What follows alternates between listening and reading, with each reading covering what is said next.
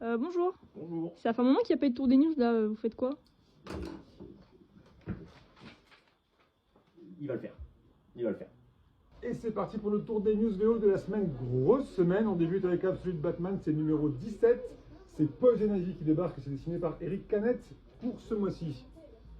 Vertigo, nouveau titre End of Life par Kyle Starks et Steve Pugh. On suit un gangster un peu fun qui se retrouve embarqué dans une histoire assez compliquée et qui doit fuir pour sa vie, d'où le End of Life. Facsimilé, c'est Mad Love en facsimilé, l'intégrale, tout one shot qui est là. C'est hyper cool, vous l'avez en normal et en version foil.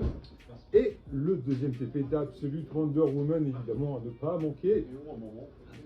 Chez Marvel, c'est la fin d'Ultimate Spider-Man, c'est numéro 24, Jonathan Hickman, Marco Checchetto. Très belle conclusion pour la série Hickman pour l'univers Ultimate.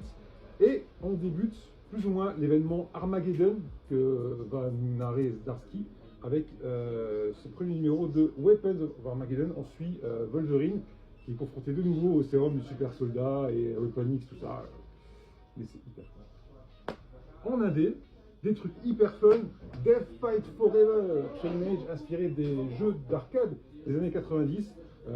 Des petites histoires où des groupes affrontent des grands méchants, ça fight dans tous les sens.